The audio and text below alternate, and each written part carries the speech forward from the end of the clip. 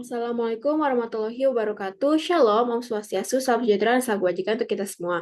Sebelumnya, selamat malam, selamat siang, atau selamat sore, Mas. Belajar memperkenalkan diri, perkenalan dengan saya Lydia Dwi Wijaya dengan NIM K0024 dari kelompok B9. Pada video kali ini, saya akan membuat video untuk tujuan laporan praktikum anatomi yang kedua, yaitu mengenai jantung. Sekarang saya izin untuk masuk ke pembahasan terkait jantung tersebut. Pertama tentunya, sebelum bahas kita lebih dalam, kita harus bahas dulu terkait perikardium atau pembungkus dari jantung itu sendiri. Di mana pengertian dari perikardium adalah kantong fibroserosa yang membungkus jantung dan pangkal-pangkal pembuluh-pembuluh besarnya layaknya pleura pada pulmo. Di mana perikardium itu ada dua, ada yang fibrosum dan juga serosum. Untuk fibrosum sendiri, dia tuh tersusun dari jaringan fibrosa. Kalau yang perikardium serosum, dia itu di bagian dalamnya. Kalau yang fibrosum itu lebih luar. Dimana pada yang serosum itu ada dua, lamina yang visceralis juga lamina yang parietalis. Bedanya apa? Kalau lamina yang visceralis itu langsung membungkus jantungnya, itu langsung. Kalau misalnya yang parietalis itu dia melapisi fasies interna perikardium fibrosum. Nah, sekarang kita setelah membahas perikardium, kita lanjut ke dalam ada yang namanya sinus perikardii. Ada dua, ada yang oblikus dan juga ada yang transversus.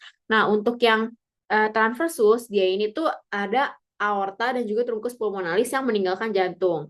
Kalau sinus yang oblikus itu dia yang menuju jantung, ada vena cava superior, vena cava inferior, dan juga vena pulmonalis. Nah, setelah itu kita lanjut ke bagian jantung sendiri. Jadi untuk jantung itu ada yang namanya kavitas torakis, dieratkan pada kavitas torakis. Jadi ada empat. Kalau yang dengan corpus sternis seperti namanya berarti sternoperikardiaka. Kalau yang sipoideus berarti sipoperikardiaka. Dengan yang vertebra berarti vertebroperikardiaka. Dan yang terakhir dengan diafragma itu perikardioprenika. Nah, ini ada letak-letaknya. Kemudian kita harus tahu juga batas-batas dari jantung untuk memudahkan dalam pemeriksaan ya, pemeriksaan bagian torak. Jadi yang pertama tentunya ada di kanan atas, kiri atas, kanan bawah, kiri bawah. Untuk kanan atas itu SC2, linea pars stenalis dextra, kiri atas itu SC2 juga, linea pars stenalis sinistra, kanan bawah SC4, linea pars stenalis dextra, dan juga bagian kiri bawah itu SC5, linea mid clavicularis sinistra. Jadi yang beda sendiri yang kiri bawah. Nah, ini ada gambarnya juga ya.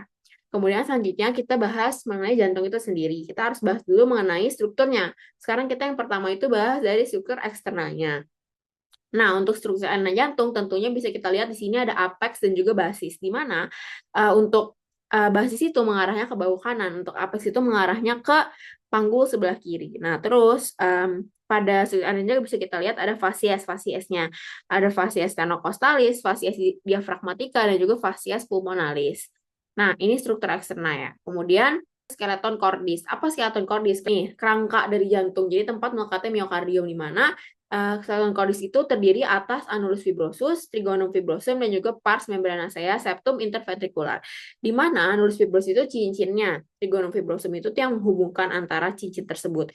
Jadi kalau bisa kita lihat dari gambarnya, annulus fibrosus itu ada 4 sesuai dengan katup-katupnya. Ada annulus yang anterioventriculis dexter, annulus anterioventricularis sinistra, annulus valva aorta, dan juga annulus yang trunci pulmonalis. Nah, terus ada trigonum fibrosum. Trigonum fibrosum ada yang dextra dan juga sinistra. Di mana trigonum fibrosum yang dextra itu dia menghubungkan antara annulus fibrosus yang aorta dan juga annulus atrioventricular yang dextra. Bisa lihat di sini.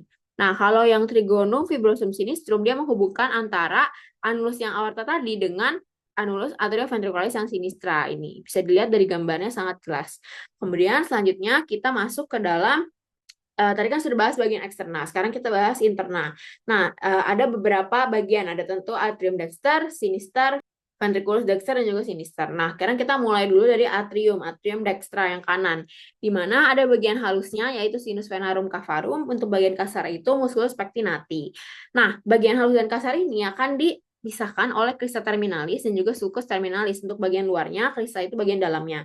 Terus, pada atrium dexter yang kanan ini ada beberapa ostium, ada ostium yang sinus coronarius, vena cava inferior, superior seperti itu. Nah, untuk sinus coronarius yaitu ada valvula TBC, kalau misalnya inferior itu ada valvula Eustachii. Kemudian selanjutnya kita lanjut, di sini ada Eustachii dan juga ada TBC.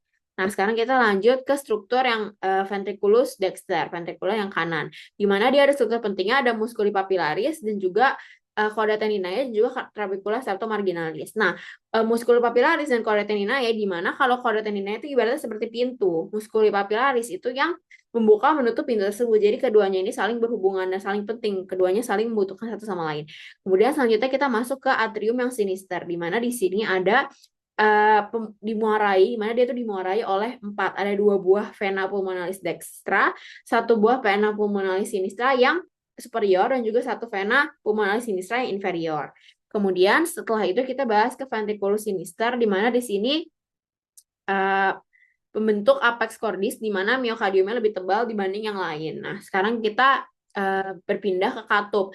Seperti yang sudah disebutkan tadi, skeleton cordis, katup jantung itu ada 4. Ada yang katup atrioventrikular yang sinistra, dextra, dan juga katup aorta, dan juga katup pulmonaris. Ini gambarnya seperti yang tadi. Kemudian selanjutnya kita bahas ke vaskularisasi.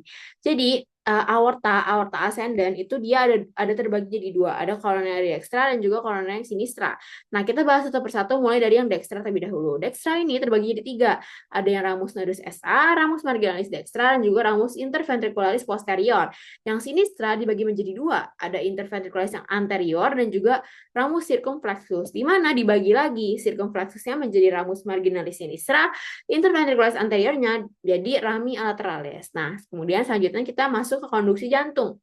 Di mana sistem konduksi jantung itu pertama dimulai dari SA node, kemudian ke AV node, bundle His, kemudian serabut Purkinje. Jadi maka kalau SA node ada kerusakan itu nggak yang gimana-gimana karena masih ada AV node. Kemudian selanjutnya kita masuk ke klinis, bagian terakhir dari jantung yang akan dibahas. Di mana klinis ini ada beberapa. Yang pertama itu patent foramen oval. Di mana patent foramen oval ini di mana foramen oval itu tidak bertumbuh setelah bayi lahir, kan harusnya berubah menjadi fossa oval. Terus kalau yang paten ductus arteriosus, di mana ductus arteriosusnya itu tidak berkembang, harusnya kan berobliterasi menjadi ligamen arteriosium botalis saat menjadi dewasa, tapi ini tidak berubah. Kemudian ada defect, ada 2, atrial septal defect dan juga ventricular septal defect. Terus ada bising jantung. Nah, ada juga klinis namanya AMI, di mana AMI ini karena awalnya ada arteriosklerosis, di mana lokasi sering terjadinya hambatan atau oklusi itu ada di 3 tempat, yaitu left anterior descending artery dan juga arteri coronaria dextra dan juga circumflexus arteri coronaria sinistra. Mungkin segitu dari penjelasan saya terkait anatomi dari jantung. Sebelumnya mohon maaf jika ada penggunaan kata-kata yang salah atau kurang jelas dalam penjelasannya. Atas perhatiannya saya mengucapkan banyak terima kasih. Wassalamualaikum warahmatullahi wabarakatuh.